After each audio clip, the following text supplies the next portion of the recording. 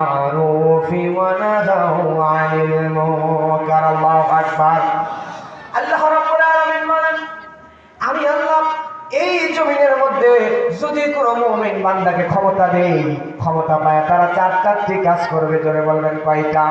এক নম্বরে সমাজের মধ্যে নামাজ কায়েম করবে, দুই নম্বরে যাকাত ভিত্তিক অর্থনীতি চালু করবে, তিন নম্বরে অন্যায় দূর করে দিবে, ভালো ভালো কাজগুলো জারি করে দিবে, অন্যায় দূর করে দিবে। জোরে বলেন না আল্লাহু আকবার।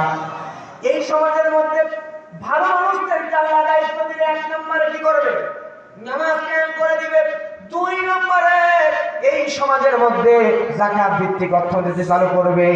এবার আপনারা বলেন তো, এই সমাজের মধ্যে যাকাত আছে নাকি সুদ আছে? কি আছে? সুদ বেড়ে গেছে না? আল্লাহ বলছেন যাকাতের কথা, আর সুদকে হারাম করেছেন। আর আমরা যাকাত বাদ দিয়ে সমাজে সুদটা এমন ভাবে মহামারীর আকার ধারণ করে নিয়েছে। এই সুদটা এমন জিনিস, গরিবদের রক্ত চুষে চুষে গরিবদেরকে আরো গরিব বানায়, আর বড় লোকদের আরো ধনী বানায় দেয়। কথা বলেন ঠিক কিনা? এই সুদ থেকে সমাজের মানুষদেরকে বের করে আনার দরকার। জোরে বলেন আছে না নাই? প্রিয় ভাইরা, এই সমাজটাকে সুদ ধ্বংস করে দিল। এই সমাজের মধ্যে যদি যাকাত চালু থাকতো, তাহলে এই সমাজে একটা গরিব মানুষ খুঁজে পাওয়া যেত না। কথা বলেন ঠিক কিনা? খোলাফায়ে রাশেদার জামানার কথা বলছি। একজন মানুষ